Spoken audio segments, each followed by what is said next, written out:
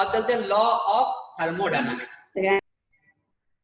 Law of thermodynamics में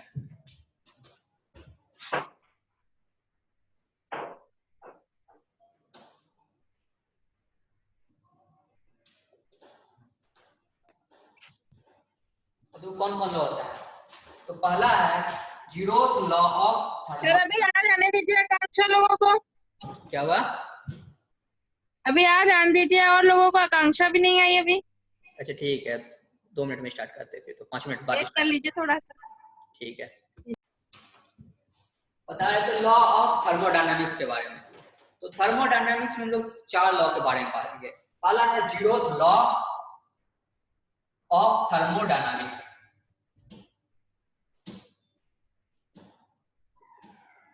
दूसरा है हुआ first law of thermodynamics.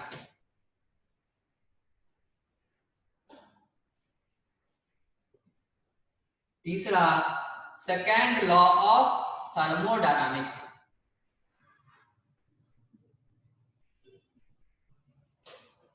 Fourth आ जा रहा है थर्ड लॉ ऑफ थर्मोडायनामिक्स। इसमें हम लोग एक एक करके सारे लॉ के बारे में पढ़ेंगे और उसके क्या कॉन्सिक्वेंस है वो सभी जानेंगे।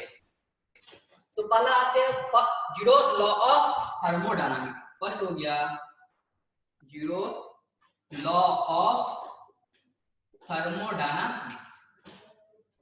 तो अब यहाँ पर जीरोथ लॉ ऑफ थर्मोडायनामिक्स को इक्विलिब्रियम, थर्मल इक्विलिब्रियम भी बोलते हैं। Thermal equilibrium, zeroth law of thermodynamics को थर्मल इक्विलिब्रियम भी बोला जाता है। थर्मल इक्विलिब्रियम कहने का मतलब हुआ कि उसका जो टेम्परेचर है या फिर हीट जो एनर्जी है वह कांस्टेंट रहेगा। जैसे इसके अनुसार ए और बी यह दोनों एक दूसरे के साथ थर्मल इक्विलिब्रियम में है। बी और सी यह भी एक दूसरे के साथ थर्मल इक्विलिब्रियम में है। तो जीरोथ लॉ के अनुसार ए और बी यह दोनों एक दूसरे के साथ थर्मल इक्विलिब्रियम में है। बी और सी यह दोनों भी एक दूसरे के साथ थर्मल इक्विलिब्रियम में है। तो उस केस में ए और सी यह भी थर्मल इक्विलिब्रियम में होगा। जीरोथ लॉ के अनुसार ए और बी यदि थर्मल इक्विलिब्रियम में है, बी और सी यदि थर्मल इक्विलिब्रियम में है, तो ए और सी यह भी थर्मल इक्विलिब्रियम में होगा।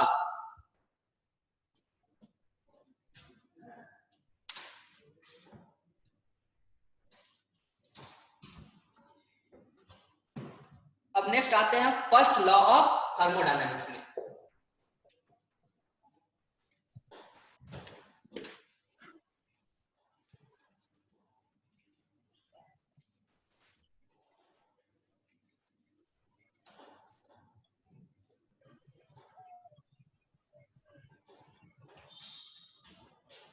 सर आपने ये पढ़ा डाला इतनी देर में? क्या हुआ? ये आपने पढ़ा डाला इतनी देर में?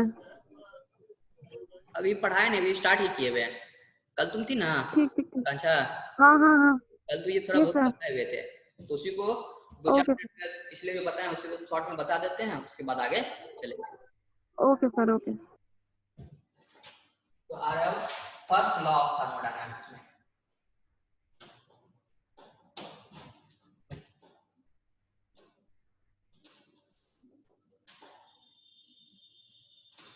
First law of thermodynamics.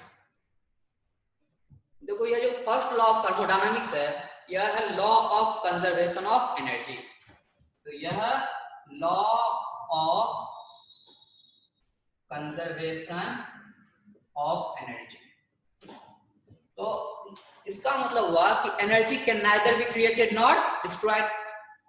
तो यहाँ पर फर्स्ट लॉ में क्या है कि मान लीजिए कोई एक सिस्टम है, तो उस सिस्टम के पास अपना एक एनर्जी होगा, तो वह एनर्जी जो सिस्टम के साथ एसोसिएटेड होता है उसको कहा गया इंटरनल एनर्जी। तो सिस्टम के पास अपना एक इंटरनल एनर्जी है। अब क्या करते हैं, उस सिस्टम पर हम लोग वर्क करते हैं। तो जब हम लोग वर्क ऑन सिस्टम करेंगे तो यहाँ सिस्टम पर वर्क करेंगे। और उसके बाद उसमें कुछ अमाउंट ऑफ हीट जो है वह ऐड कर दे रहे हैं।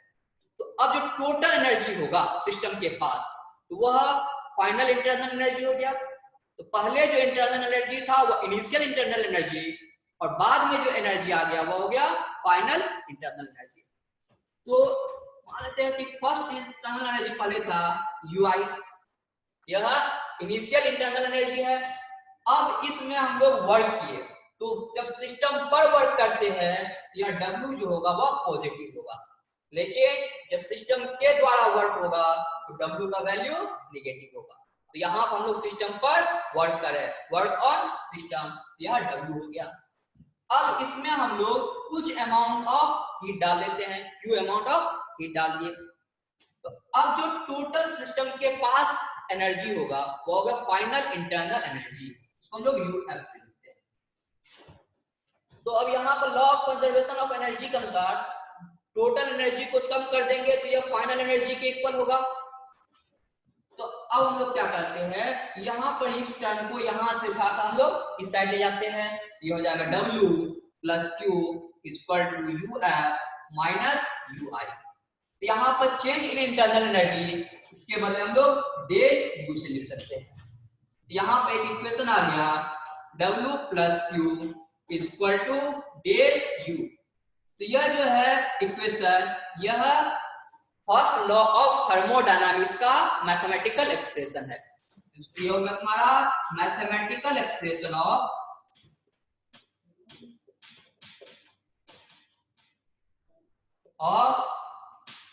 First law of thermodynamics, TDM मतलब शॉर्ट, थर्मोडायनामिक्स को शॉर्ट में लिखे हैं TDM।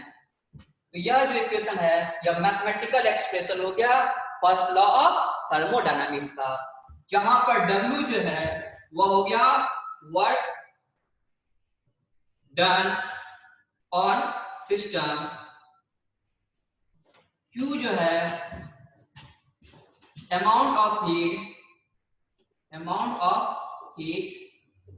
एडेड इन सिस्टम, और यहां पर डेल U यह हो गया change in internal energy.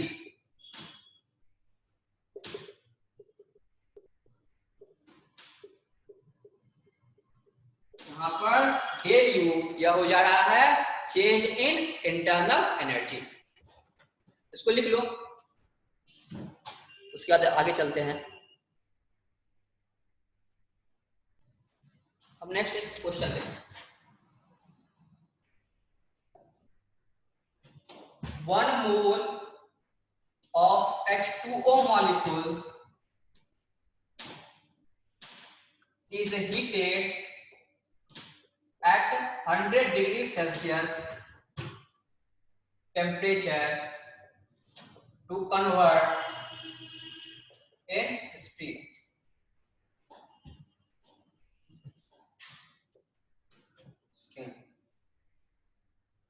Then find W यहाँ पर work done on the system and del E यहाँ पर चेंज इन इंटरनल एनर्जी, इसको हम लोग चेंज इन इंटरनल एनर्जी को हम लोग डेल U और डेल E दोनों से लिख सकते हैं। Then find W and del E। तो क्या लिखा है, convert in stream? In steam, water vapour में हुआ चेंज हो जा रहा है, इसको लिख दो इन वाटर स्ट्रीम वेपर, ठीक है ना। 1 मोल H2O मॉलिक्यूल्स लिए उसको हीट करते हैं 100 डिग्री सेल्सियस टेम्परेचर पर, 100 डिग्री सेल्सियस टेम्परेचर पे हीट करने के बाद वह वेपर में चेंज हो जा रहा है। तो W और डेल E क्या होगा, एक enthalpy of vaporisation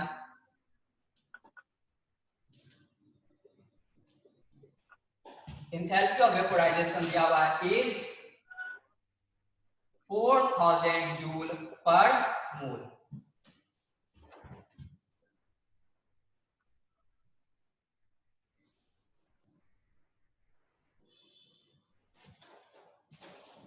degree Celsius temperature and 1 atm pressure. यहाँ पर 1 atm छूट गया था, बनेगा ये वाला, कोशिश करो।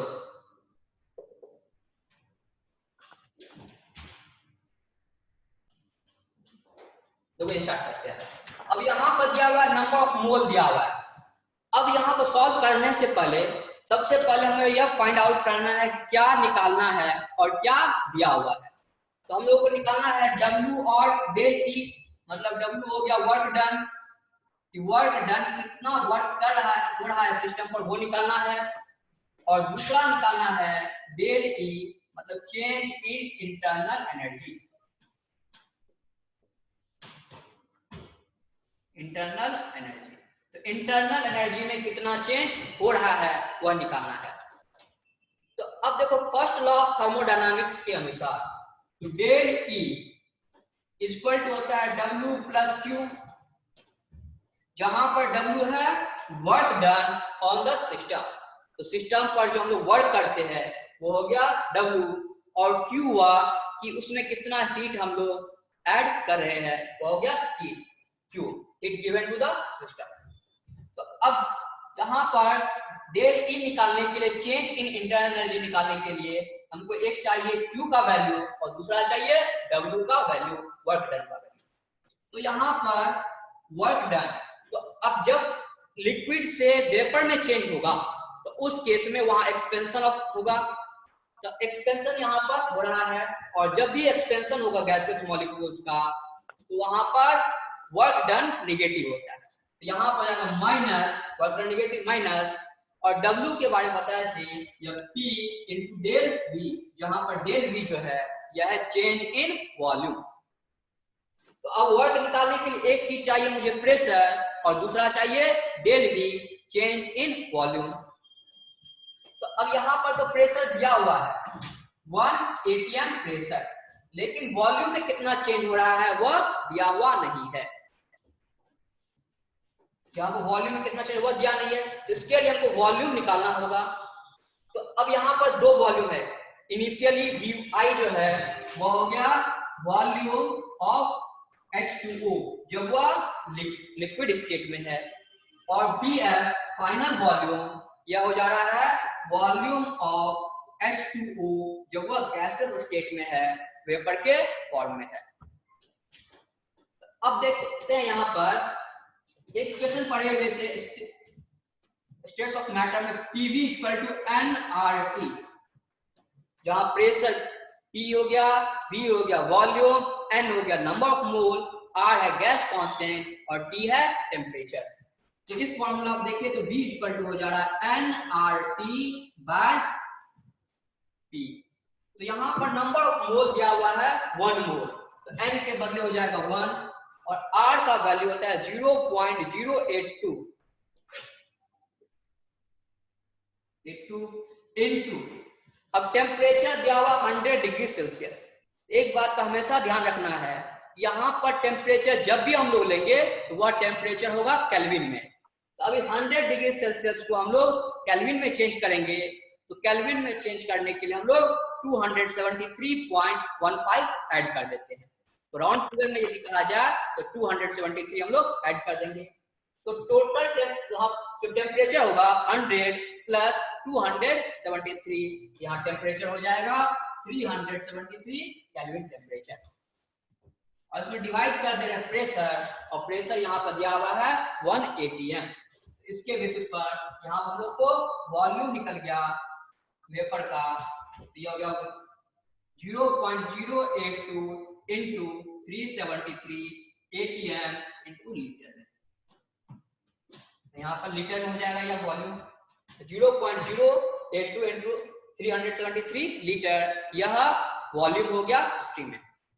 अब जब हम लोग गैसेस मॉलिक्यूल्स लिए हुए हैं वाटर का वेपर के फॉर्म में, वो भी हाई टेम्परेचर पर, जब उसको हम लोग ठंडा करके लाते हैं नॉर्मल टेम्परेचर पर, तो उस केस में जो गैसियस मॉलिक्यूल्स का जो वॉल्यूम होगा, मतलब जब वह गैसियस लिक्विड स्टेट में है, उस केस में जब वह वेपर स्टेट में है, उस केस में तो दोनों का वॉल्यूम में बहुत ज्यादा डिफरेंस आता है। तो यहाँ पर वाटर मॉलिक्यूल्स लिक्विड स्टेट में है, वह वेपर में चेंज हो गया, तो वेपर में जो उसका वॉल्यूम होगा वह लिक्विड वाटर के कंपैरिजन में बहुत ही ज्यादा होगा। तो यहाँ पर बी एफ जो है वो बी आई से ज्यादा है, तो इस कारण से हम लोग रख सकते हैं इनिशियल वॉल्यूम को नेग्लिजिबल कर दिए, हम लोग इनिशियल वॉल्यूम को नेग्लिजिबल कर दे रहे हैं। तो अब W इक्वल टू हो जा रहा है माइनस प्रेशर दिया हुआ 1 atm to 1 into, अब डेल डी का वैल्यू चेंज इन वॉल्यूम जो है हो जाएगा V final minus V initial, V final minus V initial. यहाँ पर फाइनल वॉल्यूम आ जा रहा है 0.082 इंटू 373। अब जब इसको हम लोग नेग्लिजिबल ले रहे हैं फाइनल वॉल्यूम इनिशियल वॉल्यूम को, उसको छोड़ दे रहे हैं, तो वर्क डन हो जाएगा तुम्हारा minus 0.082 into 373 atm into litre. अब यहाँ पर यूनिट जो है वर्क का वो atm इंटू लीटर है, उसको हम लोग जूल में चेंज करेंगे, तो जूल में चेंज करने के लिए हम लोग 101.3 से मल्टीप्लाई कर देते हैं, ये हो जाएगा माइनस 0.082 इंटू 373 इंटू 101.3 जूल। ये हो गया work done, work by the system, यहाँ निगेटिव है तो सिस्टम के द्वारा वर्क हो रहा है, तो यह इतना हो जाएगा। इसको लिख लो। इधर थोड़ा समझ नहीं आ रहा क्या लिखा हुआ है ये एनआरटी वाले लाइन में नीचे इधर। हाँ ये सर नेग्लिजिबल लिखा हुआ है, ओके नेग्लिजिबल।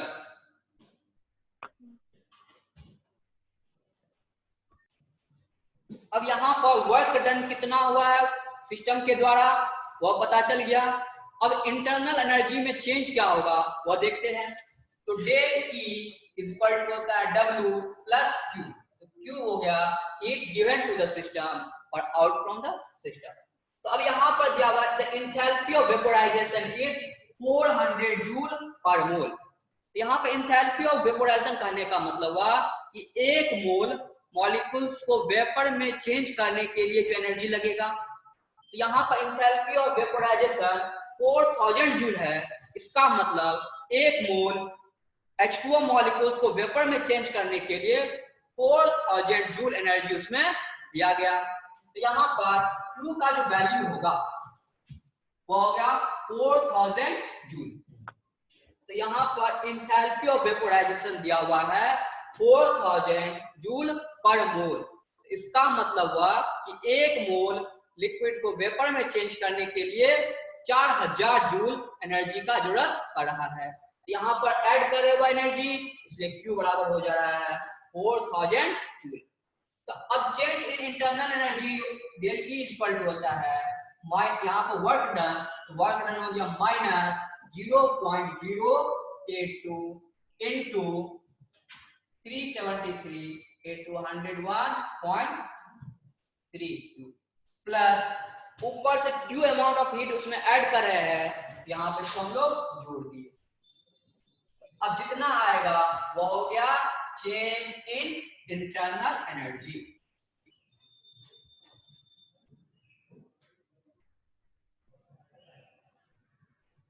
तो क्या चेंज इन इंटरनल एनर्जी।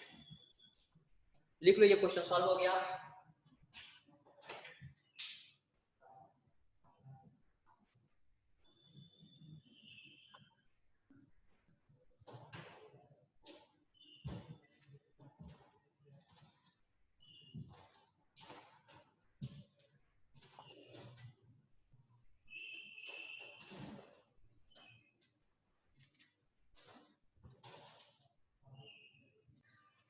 देखो अब नेक्स्ट टर्म स्टार्ट करेंगे एंथैल्पी। एंथैल्पी एक चीज बताया इंटरनल एनर्जी, तो सिस्टम के साथ जो एनर्जी एसोसिएटेड है वो हो गया इंटरनल एनर्जी। अब जब हम लोग प्रेशर कांस्टेंट कर देते हैं तो कांस्टेंट प्रेशर पर सिस्टम के साथ जो एनर्जी होगा वह कहलाएगा उसका एंथैल्पी। तो एंथैल्पी हो गया energy associated with system eight constant pressure, मतलब कांस्टेंट प्रेशर पर सिस्टम के साथ जो एनर्जी एसोसिएट होगा वही कहलाएगा एंथैल्पी।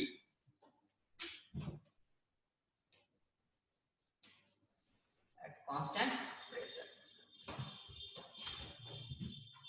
यहां पर ध्यान रखना है कांस्टेंट प्रेशर पर होगा और एनर्जी एसोसिएटेड होगा सिस्टम के साथ। अब चलते हैं फर्स्ट लॉ ऑफ थर्मोडायनामिक्स में। फर्स्ट लॉ ऑफ थर्मोडायनामिक्स, तो फर्स्ट लॉ ऑफ थर्मोडायनामिक्स था कि del U is equal to W plus Q, जहां पर Q हो गया heat given to the system या out from the system, W हो गया work done on the system और बाय द सिस्टम, और डेल U हो गया चेंज इन इंटरनल एनर्जी। अब यहाँ पर हम लोग डेल U, अब यहाँ पर सिस्टम के द्वारा यदि वर्क हो रहा है, वर्क ऑन द सिस्टम हो रहा है, सिस्टम पर वर्क हो रहा है, तो W के बदले में इसके P del V, P del V। लेकिन जब सिस्टम के द्वारा वर्क होगा तो यह हो जाएगा minus P del V plus Q। तो अब यहाँ पर चेंज इन इंटरनल एनर्जी है, तो डेल U के बदले हम लोग लिख सकते हैं U final internal energy minus initial internal energy will be equal to minus P, P हो गया प्रेशर, यहाँ पर प्रेशर कांस्टेंट रहेगा और वॉल्यूम के बदले लिखते BF माइनस BI और प्लस हो गया Q, heat given to the system or out from the system। तो अब यहाँ पर इसको हम लोग अलग अलग करते हैं, UF minus UI equal to यहाँ पर minus PBF minus minus plus PBI plus हो गया Q। अब इस दोनों टर्म को हम लोग राइट साइड से लेफ्ट साइड की तरफ ले आते हैं, तो राइट साइड से जब लेफ्ट साइड की तरफ ले आएंगे ये हो जाएगा UF माइनस UI, यहाँ पर माइनस है, इस साइड आया तो प्लस PBF, यहाँ पर प्लस में है, इस साइड आएगा तो माइनस PBI और यह Q के इक्वल हो जाएगा।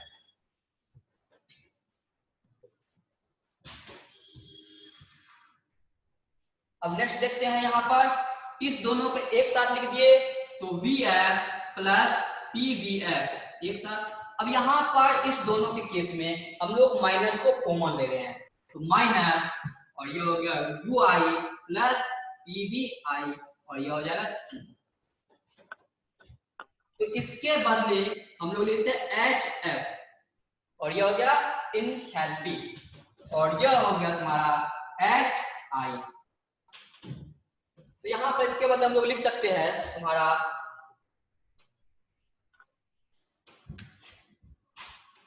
यहाँ पर इसके बदले लिखिए HF माइनस इसके बदले HI इक्वल टू Q और यहाँ पर del H equal to Q। यहाँ पर डेल H जो है यह है चेंज इन एंथैल्पी।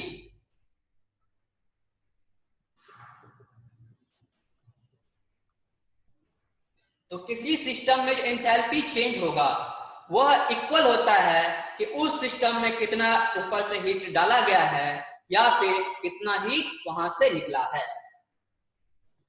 यहाँ पर जनरल हम लिखते हैं H equal to U plus PV, ये एक इक्वेशन हो गया एंथैल्पी का। लिख लो इसको।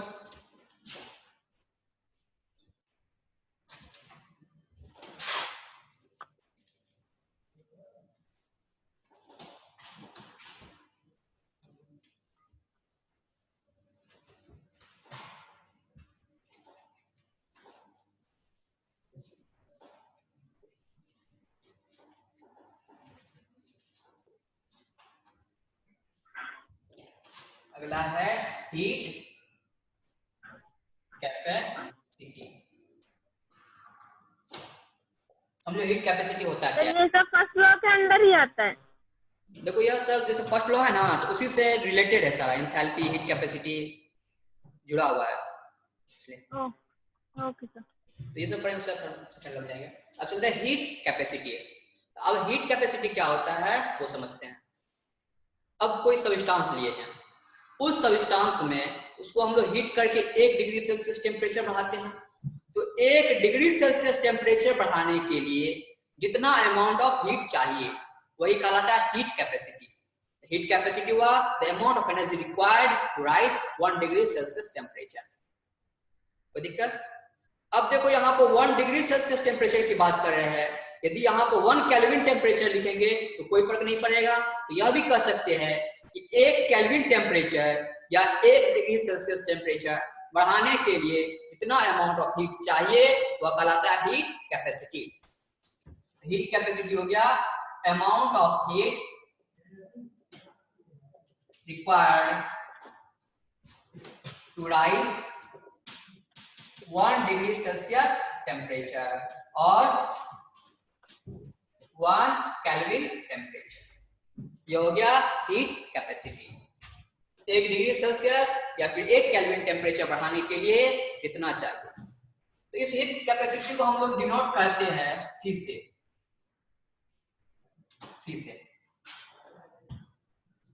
जैसे मान लीजिए Q अमाउंट ऑफ हीट दिया जा रहा है 1T डिग्री सेल्सियस टेम्परेचर बढ़ाने के लिए। मान लीजिए Q amount of heat given to rise T degree Celsius temperature. मान लिए T डिग्री सेल्सियस टेम्परेचर बढ़ाने के लिए Q अमाउंट ऑफ हीट दे रहे हैं, तो 1 डिग्री सेल्सियस टेम्परेचर बढ़ाने के लिए कितना हो जाएगा तुम्हारा। इसलिए 1 डिग्री सेल्सियस टेम्परेचर बढ़ाने के लिए हम लोग लिख सकते हैं amount of heat required to raise 1 degree Celsius temperature. तो यह हो जाएगा Q/T, होगा ना।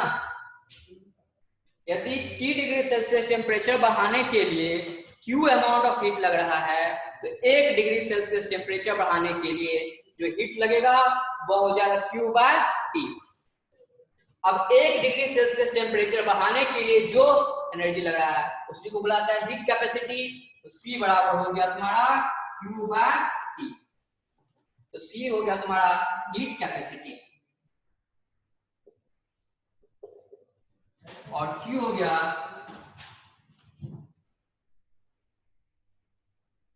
अमाउंट ऑफ हीट, और यहां पर T है कि टेम्परेचर राइज, कितना टेम्परेचर बढ़ाया गया है वह टेम्परेचर हो गया T। अब यह हीट कैपेसिटी को 2 भाग में बांटा गया है। एक है स्पेसिफिक हीट कैपेसिटी और दूसरा है मोलर हीट कैपेसिटी। तो जब हम लोग 1 ग्राम सब्सटेंस लिए तो 1 ग्राम सब्सटेंस में 1 डिग्री सेल्सियस टेम्परेचर बढ़ाने के लिए जितना अमाउंट ऑफ हीट चाहिए तो वह कहलाता है स्पेसिफिक हीट। तो यहाँ पर हीट कैपेसिटी सिर्फ हम लोग 1 डिग्री सेल्सियस टेम्परेचर बढ़ा रहे हैं। यदि 1 ग्राम सब्सटेंस लिए, 1 ग्राम सब्सटेंस में 1 डिग्री सेल्सियस टेम्परेचर बढ़ाने के लिए जितना अमाउंट ऑफ हीट चाहिए वह कहलाता है स्पेसिफिक हीट कैपेसिटी। और यहाँ पर 1 ग्राम हटाकर 1 मोल सब्सटेंस ले रहे हैं, तो 1 मोल सब्सटेंस में 1 डिग्री सेल्सियस टेम्परेचर बढ़ाने के लिए जितना अमाउंट ऑफ हीट चाहिए वह कहलाता है मोलर हीट कैपेसिटी। इसको लिख लो, इसके बाद जो है अगला वो भी लिखाएंगे स्पेसिफिक हीट कैपेसिटी और मोलर हीट कैपेसिटी।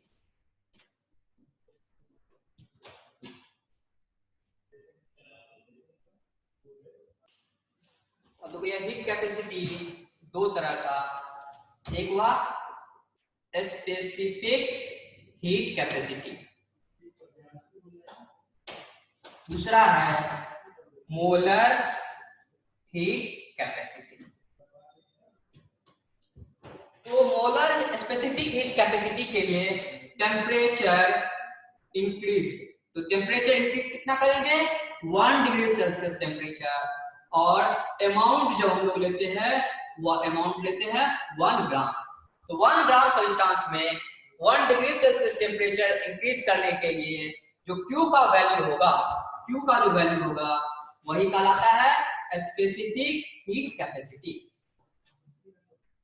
तो जब 1 डिग्री सेल्सियस टेम्परेचर बढ़ाने के लिए 1 ग्राम सब्सटेंस का जितना अमाउंट ऑफ हीट लगता है वही कहलाता है स्पेसिफिक हीट कैपेसिटी। इसको हम लोग लिखते हैं स्पेसिफिक हीट कैपेसिटी। अब वहीं पर 1 ग्राम के बदले जो हम लोग ले लेते हैं 1 मोल, यहाँ पर टेम्परेचर बढ़ाया जाता है 1 डिग्री सेल्सियस टेम्परेचर, और 1 डिग्री सेल्सियस टेम्परेचर बढ़ाने के लिए तुम्हारा कितना अमाउंट चाहिए? अमाउंट है 1 मोल। 1 मोल सब्सटेंस में, 1 मोल सब्सटेंस में 1 डिग्री सेल्सियस टेम्परेचर बढ़ाने के लिए कितना Q का वैल्यू चाहिए? तो यहाँ पर अमाउंट ऑफ Q, तो वह कहलाता है मोलर हीट कैपेसिटी। फिर इस दोनों को 2 भाग में बांटा गया है, एक है molar heat capacity at constant volume, दूसरा molar heat capacity at constant pressure. उसी तरह से specific heat capacity at constant volume और दूसरा specific heat capacity at constant pressure. इससे पहले इसका जो निकालते हैं इसके लिए फॉर्मूला देखते हैं कि यहाँ पर स्पेसिफिक हीट कैपेसिटी को CS से लिख दिए, CS। तो अब जो है यहाँ पर ग्राम मान लेते हैं कि m ग्राम सब्सटेंस है, तो m ग्राम सब्सटेंस में तुम्हारा T degree Celsius temperature increase करने के लिए Q अमाउंट ऑफ एनर्जी लग रहा है। तो यहाँ पर 1 डिग्री सेल्सियस टेम्परेचर इंक्रीज करने के लिए लगेगा Q/T, और यहाँ पर 1 ग्राम सब्सटेंस के लिए लग जाएगा तुम्हारा m। तो स्पेसिफिक हीट कैपेसिटी का जो फॉर्मूला हो गया CS बराबर Q/T × m। अब देखो Q अमाउंट ऑफ हीट लग रहा है, यहाँ पर C हो जाएगा,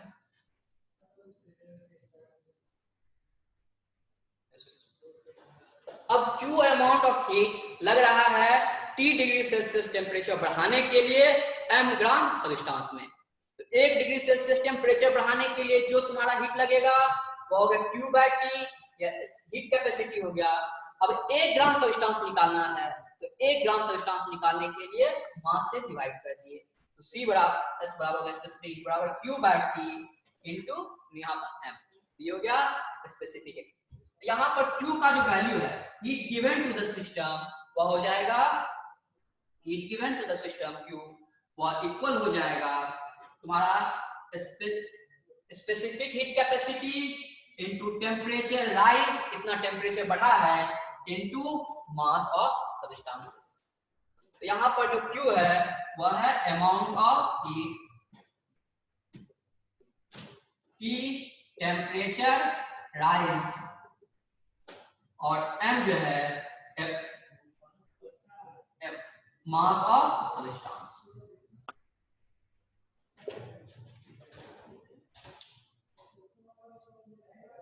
उसी तरह से चलते हैं मोलर हीट कैपेसिटी में। तो मोलर हीट कैपेसिटी को हम लोग Cm से, तो Q/ जैसे यह फॉर्मूला आया है उसी तरह से यह भी फॉर्मूला आएगा, सिर्फ यहाँ पर मास के बदले हम लोग नंबर ऑफ मोल से रिप्लेस कर देते हैं।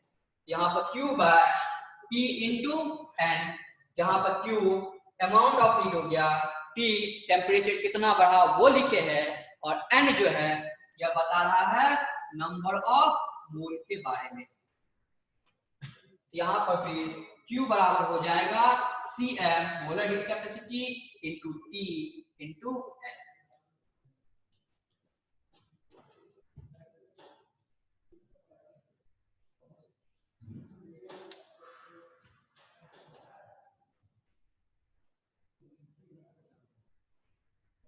लिख लो इसको।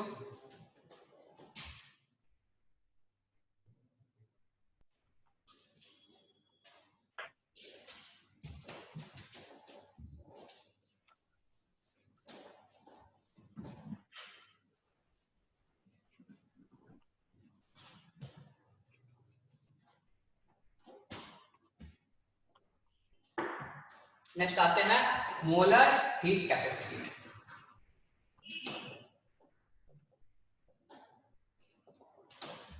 इसको हम लोग लिखते हैं Cm से। इसको सिंपली हम लोग C से भी लिख सकते हैं, मोलर हीट कैपेसिटी को हम लोग सिंपली C से भी लिख सकते हैं।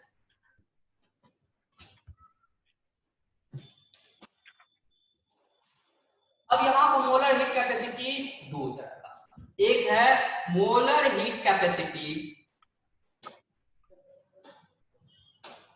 एट कांस्टेंट वॉल्यूम, इसको हम लोग शॉर्ट में CV या फिर CMV लिखते हैं, molar heat capacity at constant volume. दूसरा है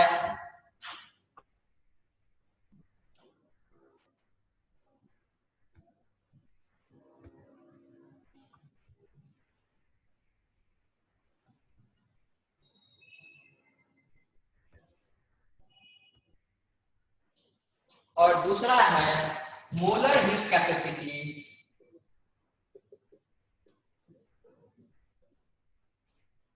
एट कांस्टेंट प्रेशर। दो हुआ, एक हुआ molar heat capacity at constant volume, दूसरा है molar heat capacity at constant pressure. तो अब देखते हैं कांस्टेंट वॉल्यूम मतलब क्या हुआ। जब हम लोग वॉल्यूम को कांस्टेंट रखते हैं, तो जब तुम्हारा वॉल्यूम कांस्टेंट रहेगा तो उस केस में जो मोलर हीट कैपेसिटी होगा वही कहलाता है molar heat capacity at constant volume. तो यहाँ पर, और जब हम लोग प्रेशर कांस्टेंट रखेंगे तो हो गया molar heat capacity at constant pressure.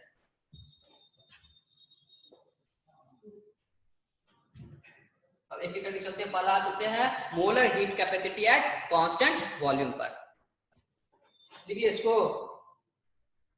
No sir. देखो इसको,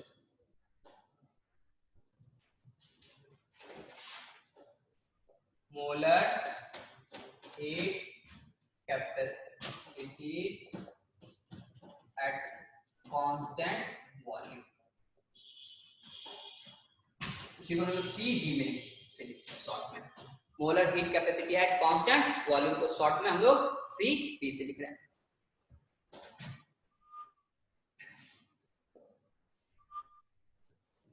अब देखो होता क्या है कि मान लीजिए Q अमाउंट ऑफ हीट दिया गया है, टेम्परेचर को T1 से T2 चेंज करने के लिए, Q amount of heat supply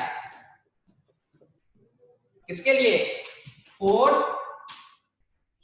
increase temperature from T1 to T2, मतलब टेम्परेचर T1 से लेकर T2 तक बढ़ाने के लिए टेम्परेचर को Q अमाउंट ऑफ हीट दिया जा रहा है। तो यहां पर हम लोग फ्रॉम T1 टू T2, अब यहां पर मोलर हीट कैपेसिटी ले रहे हैं तो किसके लिए होगा, 1 मोल के लिए, तो 1 मोल। तो यहां पर हीट कैपेसिटी CV बराबर हो जाता है Q बार, तो अब टेम्परेचर कितना बढ़ रहा है वो देख रहे हैं, तो टेम्परेचर बढ़ रहा है, T1 से T2 टेम्परेचर हो रहा है, तो जो टेम्परेचर इंक्रीज होगा वो हो जाएगा T2 माइनस T1, तो T2 माइनस T1, इसके बदले हम लोग लिखते हैं Q बार डेल T। तो यहाँ पर मोलर हीट कैपेसिटी हम लोग Q बार डेल T से हम लोग लिख दिए। अब देखते हैं यहाँ पर फर्स्ट लॉ ऑफ थर्मोडायनामिक्स से। फर्स्ट लॉ ऑफ थर्मोडायनामिक्स में क्या होता है, CV equal to Q by del T है।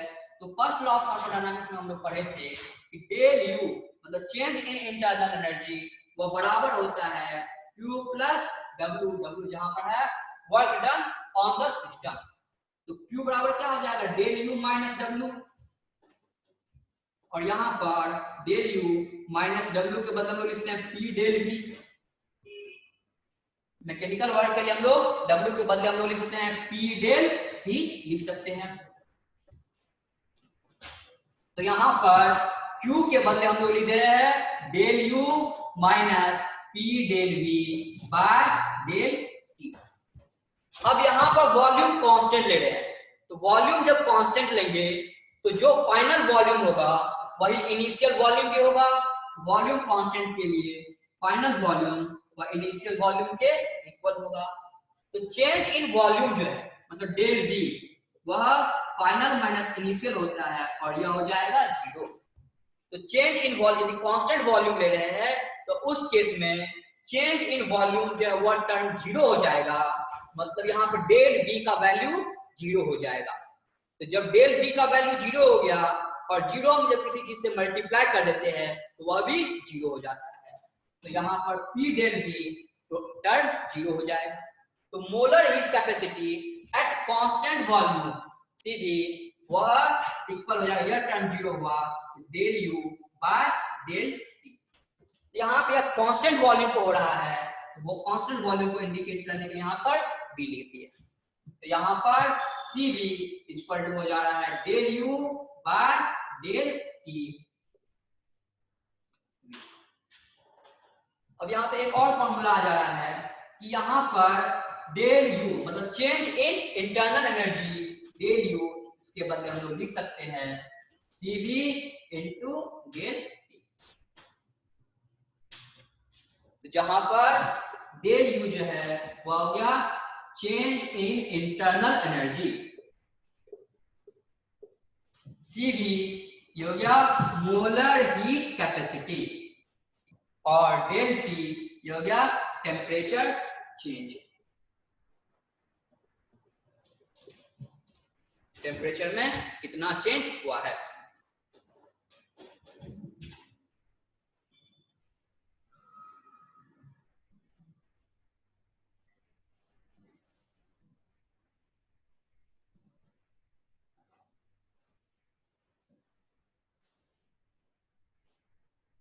लिख लो इसको, उसके बाद आगे बताते हैं इसमें। अब नेक्स्ट स्टार्ट कर रहे हैं molar heat capacity at constant pressure.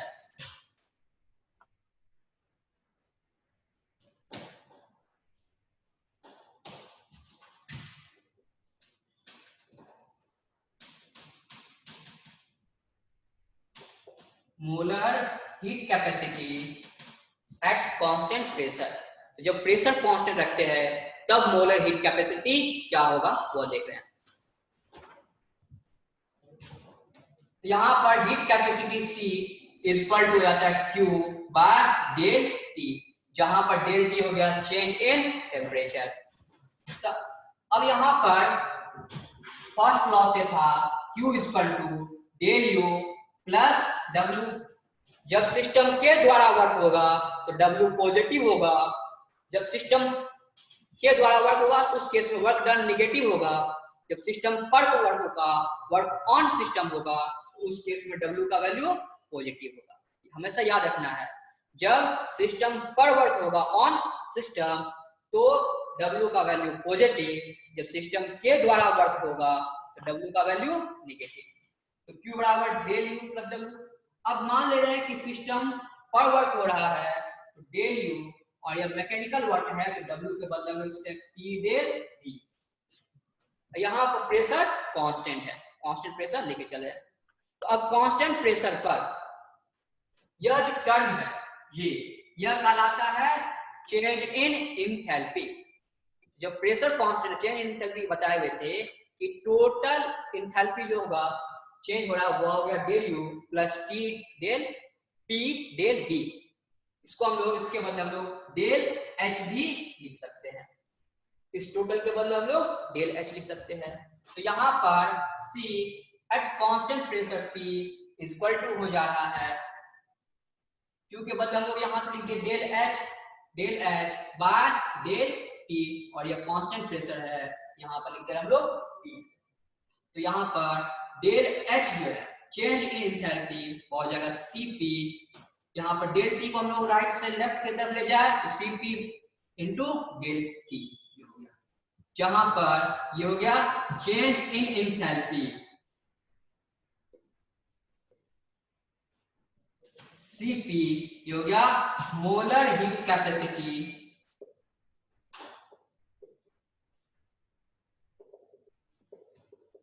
Eight constant pressure, और डेल T ये हो गया change in temperature. Del T ये हो गया चेंज इन टेम्परेचर।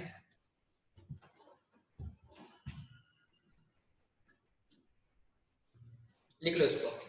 इसके बाद बताएंगे कि Cp और Cv इसमें रिलेशन क्या है।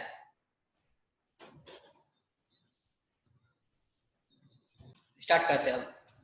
अगला है relation between Cp and Cv.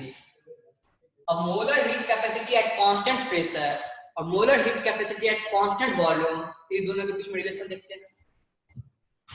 तो यहाँ पर दो चीज देखेंगे, एक इस दोनों का रेशियो और दूसरा इस दोनों का डिफरेंस।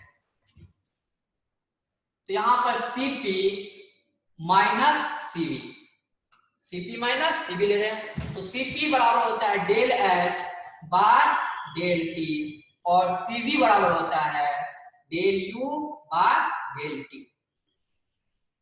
इसको हम लोग डेल T आ गया, यहाँ पर हो जाएगा del H minus del U। अब यहाँ पर चेंज इन एंथैल्पी, इसके बदले हम लोग लिख सकते हैं del U plus P del V minus del U बार डेल T। अब यहाँ पर जो है ये डेल U और ये डेल U कट गया। अब आइडियल गैस इक्वेशन में पढ़े थे कि PV equal to nRT, PV equal to nRT। यहाँ पर मोलर हीट कैपेसिटी है तो n का वैल्यू जो है वो 1 हो जाएगा, और यहाँ पर टेम्परेचर डिफरेंस ले रहे हैं, यहाँ पर P के बदले हो जाता है डेल T। तो P डेल V, इसके बदले यहाँ पर क्या हो जाएगा, P डेल V के बदले हो जाएगा n बराबर 1 R into del T। P del V बराबर R इंटू डेल T। तो यहाँ पर P डेल V के बदले लिख लेना R del T by del T। यहाँ पर डेल T कैंसिल हो गया, यहाँ पर आया Cv minus Cp minus Cv बराबर R, और यहाँ पर R जो है यह है गैस कांस्टेंट। तो molar heat capacity at constant pressure और molar heat capacity at constant volume, तो इस दोनों का जब हम डिफरेंस लिखते हैं तो वह गैस कांस्टेंट के बराबर होता है, R के बराबर होता है। अब नेक्स्ट चलते हैं Cp और Cv के बीच का रेशियो। तो Cp और Cv के बीच के रेशियो हम लोग गामा से लिखते हैं, गामा इक्वल हो जाएगा Cp बाय Cv। अब यह जो वैल्यू है Cp बाय Cv, यह डिपेंड करता है एटोमिसिटी ऑफ गैस। एटोमिसिटी कहने का मतलब वो गैसियस मॉलिक्यूल्स कितने एटम से मिलकर बना है। यदि एक एटम से मिलकर बना है मोनो एटॉमिक, दो एटम से मिलकर बना है डायटॉमिक, तीन एटम से मिलकर बना है ट्राई एटॉमिक। यहाँ पर इसका जो वैल्यू है वह एटोमिसिटी पर डिपेंड करता है। तो जब यहाँ पर मोनो एटॉमिक गैस हो, यदि गैस मोनो एटॉमिक हो, जैसे हीलियम, नियॉन, आर्गन, ये सभी मोनो एटॉमिक गैस है, तो उसके केस में गामा का वैल्यू होता है 1.6। जो मोनो एटॉमिक है तो मोनो एटॉमिक के केस में गामा का वैल्यू हो जाएगा 1.6। लेकिन जब यह डायटॉमिक मॉलिक्यूल्स है, जब डायटॉमिक गैस होगा जैसे N2, O2, H2, तो इसके केस में गामा का वैल्यू वह हो जाता है 1.4।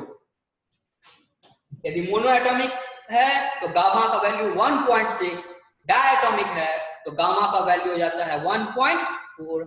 और जब ट्राई एटॉमिक गैस हो, जब गैस ट्राई एटॉमिक हो जैसे CO2, H2O, जैसे भी ट्राई एटॉमिक गैस हुआ, तो जब ट्राई एटॉमिक हो तो उस केस में गामा का वैल्यू आता है 1.33।